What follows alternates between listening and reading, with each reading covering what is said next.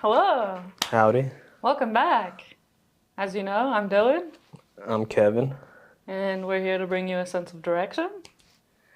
But before we get into today's episode, how's your week? I haven't seen you in It's been 2 weeks. well, man. Until you. First off, how was your birthday? That's the real question. It was really good. Had a Yeah. fun weekend. Got to see a friend that lives in Dallas. Got to see my brother. Had a fun time with my parents. So Is this where you got the tan? yeah, I Yeah. would say. In the Texas sun? Yeah. I feel like it's been working this summer. I have a terrible farmer's tan. Yeah. But I've had to mow my lawn and stuff, and so I think I've just been. But that's also what I wanted. I wanted to be outside yeah. more. And now it's just now it's starting to get hot back in Oklahoma. Yeah. We're like the last episode we were talking about how we're getting all this rain. I know. I called it. I was like, dude, this summer's gonna be bad. Yeah. Now your face is melting off. Yeah. And But it's just so humid here. I hate that we entered into the weather talk, but honestly, it's so I talk dude, you about can't the be from weather all the Oklahoma and not time. talk about the weather. Like it's a perfect conversation starter. Yeah, everyone's affected. Everyone is kind of a little bit concerned or perplexed Yeah. of how often it changes. And it's always like we're used to it, but every day we have to comment on it. Like it's a hot one today, or like after we get rain, we always have to say like, whoa. we really needed that, Yeah. because we really did need it. Yeah, my front lawn definitely needs to be mowed because of all this rain. It's grown. Well, Oh, the yeah. weeds have grown. Yeah. Like knee Sky high. or something. I don't know. It's driving me crazy. But what about you? It's been a good week. Yeah. I keep going back from 8 to 10 hour days, and it's really kind of pissing me off. But that should be coming to an end next week, hopefully. But other than that, it's been good. It's been good. Yeah. Yeah. You ready to dive into what it means to be a 1099 employee? Yes, I am. All right. I've learned a lot this week, mostly because I had zero knowledge of what a 1099 employee was. Shout out to all the freelancers, Doing God's contractors, work. whatever. We'll just start off with what even is where did we get this 1099? 1099, I believe, is like a 1099 NEC, which is a tax form for people who are not getting a traditional W-2 with their employment. So the main difference between a W-2 and a 1099 is basically going to be who is taking out the taxes. So if you're a W-2 employee, as we went through on Mr. Turtlestein. His employer took out his state and federal taxes, Social Security, Medicaid, Medicare. I don't know if those are the same thing, if Medicaid, if they're two different things. I don't think one of those exists anymore, but. Oh, okay. Sweet. Medicare. But yes. But yeah. So what that means for the 1099 person is instead of paying, having those taxes taken out in their paycheck, / if you did not know this, W-2 employees, they only pay about half their taxes out of their paycheck because their employer is matching that percentage for them. So if you're a 1099, you have to pay all of those yourselves, which was something that I had no idea. I mean, I didn't really know much about this before, but it kind of blew my mind of oh shoot, because instead of the kind of gives me a little bit more respect for freelancers and people who do because they have to stuff their own way. I want to say that they need to be a little bit more organized. Oh yeah, this is not you got to know your shit if you're doing this, or else the IRS is coming for you, buddy. Yeah. We don't want that. They're scary. No. And also they love penalties. So they're "Oh, you fucked up. We're getting money." Yeah. And come on. Hey, but so traditionally you're paying about 30% of your earned income to taxes. That does change state by state. Some states have a little bit more taxes than other. But for Oklahomans, we recommend saving about 30% of that, of your earned income. So 25 would go to your federal taxes and 5 for state taxes. And that's really just a blanket number to Yeah. make sure that you're safe, because it Yeah. could change, like maybe you had more write-offs or not, or you made more than last year or something, because I do know that they go off of like kind of like an estimated amount of what you paid last year. So they're like, okay, you made this amount last year, so you're probably going to make that amount this year. So just know that we have to emphasize, know your numbers, all of them. When your bills are paid, how much you're making, your credit score, just know them. Have it in your rotation of like every month or quarterly or something. But for 1099 employees, we do not want you to like get to tax season and then be slapped with like be like, dude, $25,000. like I don't have to pay taxes or anything. And you're just like, yeah. I want to say my boss, he mentioned this example of like oil riggers or oil field workers. I don't know if they're all the same. But they will get, a big chunk of money for a few months' work, and then they'll like be like, wow, I have $100,000. Let's go buy a boat or something, or pay off my mom's house, and then you get to the time that you need to pay taxes, and they're like, well, I don't have 50 grand or however much money. You guys didn't take it out? Yeah. So don't be that we're person. here to let you be alert. Maybe you've been a 1099 employee and you've just learned how hard the taxes are or whatnot, or maybe you're going to be a 1099 employee and now you know what to look out for. Because we just want to help you guys see what you should be looking out for. The difference, seemingly, because I feel like you hear gig work and side hustle. Yeah, whenever like I hear gig work, I think of like Instacart, honestly, or like dog walkers. Kind of remind me of gig work. Yeah, I honestly, when I hear gig work, I now think of gig economy, because I keep hearing that word a lot. Gig economy. I have heard gig economy. Yeah, where they think now. But here's the thing: is like in today's America, is like your normal job's not paying you enough to actually live, and so you have to pick up something, like you have to work for Uber or DoorDash or TaskRabbit or what'd you say? Instacart. I have a coworker that does, I think, what's it? DoorDash. He does DoorDash like on the weekends and stuff, Yeah. Because for what you're just saying right now, basically. Just extra cash for things that life throws your way. The main difference of gig work and side hustles are gonna be short-term task on demand, and then doing your own thing. So I feel like gig work is you don't set your prices, the app does. Like whatever you're doing, you're just kind of filling a role. Yeah. Whereas like a side hustle is like you're kind of in charge of what you're doing. Like the boss. I would say like side hustles are more like you're making candles or something like after work, or I don't know, doing a photography thing or something. Arts and crafts. Yeah, there's a lot. I see so many stickers. people. I will say the stickers economy is booming. Yeah. I don't know about you, but it's a thing now. It's like everybody has stickers, like on canisters, on cars, folders. Honestly, I love to see it. I like seeing the bursts stickers. of personality. Yeah. And also, I think designing them. Also, sticker technology is going up, dude. Yeah. Have you seen like the metallic-y ones? I love the ones that like are reflective and like rainbowy. Yeah, that's dope. Those are really cool. But anyways. Yep, those are the main differences between those two. Probably should have said that a little bit more, but we got into the meat early for you guys, okay? Make sure you're tracking your expenses. If you're not doing it by pen and paper like a Victorian woman, I don't know. Well, she probably wasn't allowed to do She wasn't allowed to write so. or read. You're talking crazy, Dylan. I'm sorry. But there are apps and things that can help you. I know, like there's mileage trackers if you are doing a driving thing, because you definitely should be tracking that stuff if you're 100%. You're driving. Get that like right off your mileage. And this is a good like.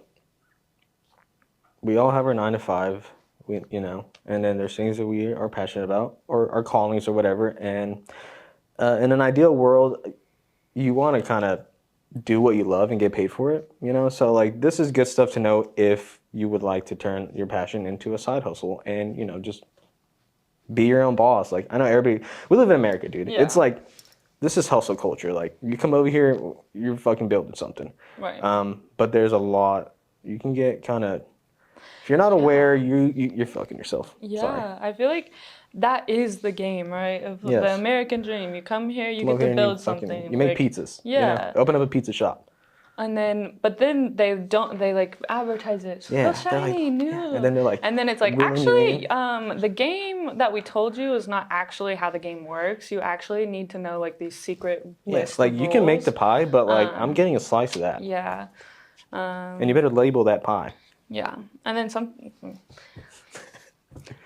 Yeah. She's very passionate about pies. Anytime I talk about pie, she gets flustered. So I'm sorry about bringing that up. I when we think of pie, I only associate it with Supernatural because that was like a big theme. In The show? The show. I haven't seen it. No. My sister-in-law is a big Supernatural fan, though. It was the thing that my friends liked in high school. And the guys are apparently super hot, so like, yeah, there we go. Jensen Ackles. I can't remember the other one. Tall. Anyways, let's move on to the pros and cons of being a 1099 employee. Okay, I think obviously the easiest pro is the flexibility and control of your own schedule, your own time. You get to kind of decide when you want to work for Uber. You know, you get to decide if you want to be a TaskRabbit today, or even if you're doing your own business or side hustle, whatever, you get to decide if you want to work today or not. Yeah, which I think that's what everyone wants, is some sort of flexibility, not having like, I have to go into my cubicle today for 8 hours, you know?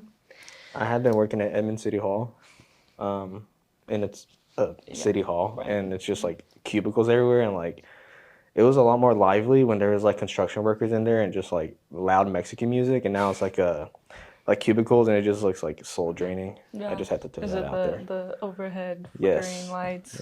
Yeah, that I worked at a law office, and I was like the front desk person, and they told me it was a law office. I found out later that they're actually people who go after. Like if you needed to pay a bill or something, they're sharks. You're working for sharks. But I didn't know that, and I was just the receptionist. And honestly, all I did was enter. They were like files. bringing people in, beating them up in the back, and Dylan was just like in the front, just kind of like. Honestly, the people there were. I had two ladies that worked beside me, and they were very entertaining. Like one of them always had, like she had like older the or younger? craziest. Well, she was a little bit younger, but most of the people were older.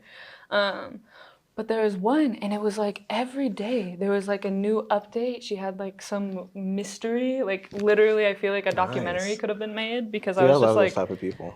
I was like, oh, I should bring popcorn. Yeah. Like it was, What's going on in your life? Crazy. One of those times where it was like, oh, that does happen in real life. Like, oh my gosh. But the worst part was sitting in the office and having the fluorescent lights just every once in a while just go. Yeah. And I'm like, oh. I had my 30-minute lunch break, and now I have to sit here for like 4 more hours. America. Anyways, hey, let's go back to those pros, okay? Go back to the pros and cons, man. Pros and cons. I also think a really good thing is like if it is something that is your passion that you would potentially want to get paid for, is that you're getting your development, you're working on those tools, you're working on the portfolio, you're working on building your products or whatever it is. And if that is what brings you joy, then like that's awesome. Like that's what you get to do with your side time. That's the biggest pro. You're building something. You're not building something for somebody else. Yeah, you're doing which isn't a bad thing either, you know? Like we're building something here. Yeah. But like if who you're building it for is kind of just like Jeff Bezos, like, come on. I don't think anyone should be. Anyways. We're not going down that road. Yeah.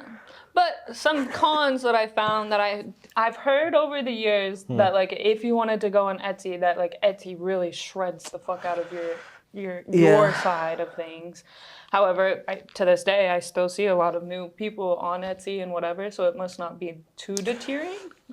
or I don't know, maybe it's soul crushing, and a lot of I feel like that's smaller businesses have crumbled yeah. because There of is that. that I whole don't conversation know. about small. How Yeah, we don't really help small businesses as we should, but I know. I cost feel of like we business, hear man. about it a lot, Big and fish, then little fish. You know that talk. yeah. But But something I found interesting was that Etsy charges a fee for every item listed.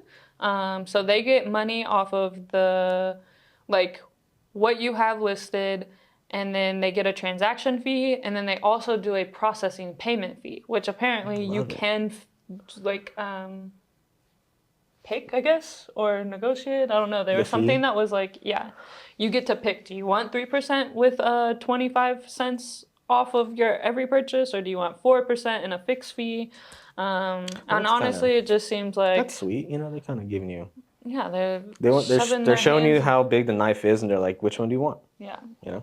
Either way, we're gonna stab you. And then apparently there were, and I guess we've heard about like Uber and Lyft having certain times. You've heard about the like, Dude. Uber and Lyft, I have a respect for Uber and Lyft drivers. I really do, because just the idea of strangers getting in my car, like, no, yeah. no. Have we seen the guys hitting licks in Ubers? What? Hidden licks? Oh, sorry. Like doing robberies. Oh. They'll call up an Uber. There's multiple ones, and the Uber is just like some. Picture my dad like driving an Uber and then just picking up some guy who just like robbed somebody, and they have like people chasing him. Like you just went into like a police chase. Okay. It was crazy. Anyways, or like Okay, drive-bys. when you Like first said that, I thought you were saying they're targeting these poor drivers, robbing them. And I They was do like, do that they do too. that? So that's what I'm that's saying. My heart goes out to Uber and Lyft drivers. You guys are. Hey, You get my yeah. respect. Honestly. My favorite ones, or if I'm in an Uber with my friend Grace, is almost 9 out of 10 times they will start talking about their whole life.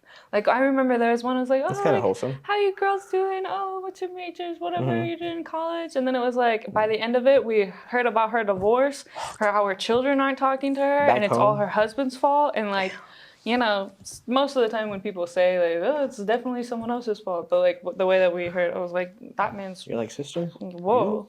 You dodged a bullet there. I know. Like, we hope that you get a lot more tips tonight. You guys all end up crying together and like holding hands. Like, Yeah.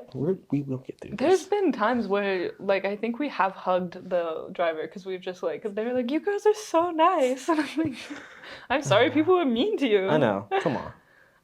Um, Sorry, I kind of derailed that. But anyways, Uber and Lyft drivers are responsible for all their car costs. That's what I have my respect, because you're allowing strangers to come into your car and they can throw up in their shag back there, or, you know, whatever. your car can get shot up, and Uber's like, well, Not our fault. yeah, what were you doing there? Yeah. And also their terms and services change like so frequently that I heard that it like Ubers? yeah, for Uber and Lyft that they'll change like the driver rules and things or and like not really tell them. Like it will go like silent email or be like a tiny little notification in the app or something. Yeah. But you do get to write off your car, or your car. No, you do get to write off your phone because you use it for so the much? app. Yeah. Yeah. That's cool. Because that is the way, like your portal to the business. Yeah. So if you can write off a percentage of your phone depending on the amount of time you use it. Are we considering Uber gig work or side hustle? That's gig work, right? I would say gig work. Okay. Gig work. Gig work. But real talk, okay? Real talk, okay? Let's get down to the real.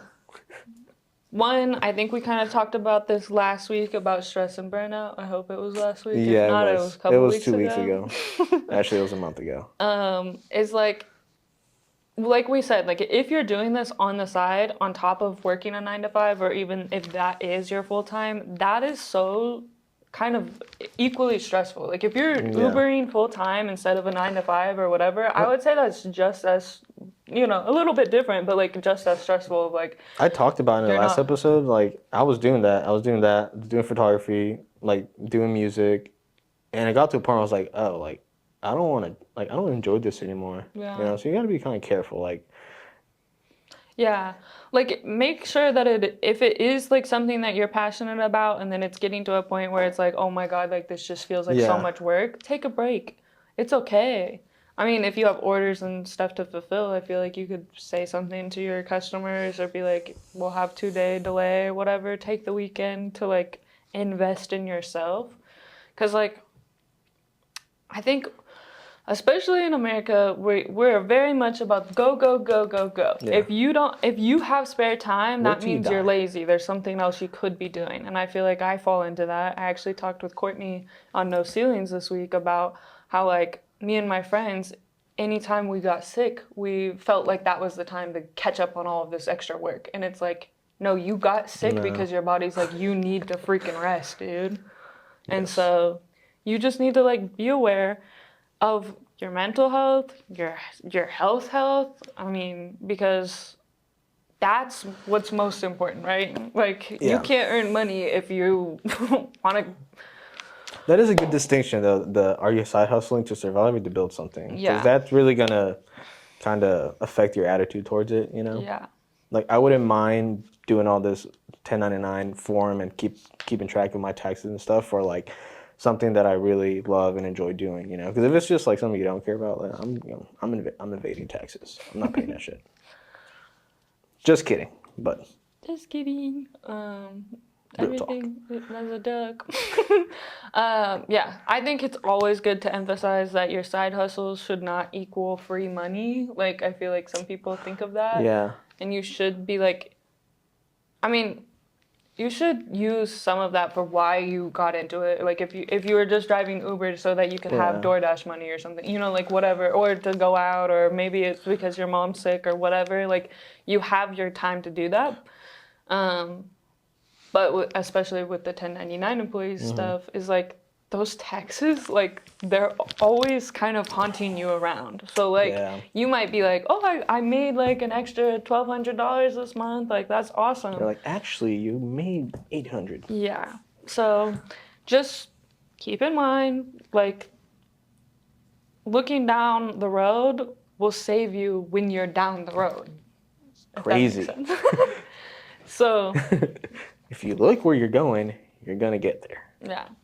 Well, yeah. And I think that's also just important is like you can set where you want to be. Yeah, or And it basically- doesn't have to be 10 years down the road. Like we always say, have your big goal and then work back of how you can get to that goal. And if Yeah. that's just like day by day for right now because you can't think about anything else, then do that.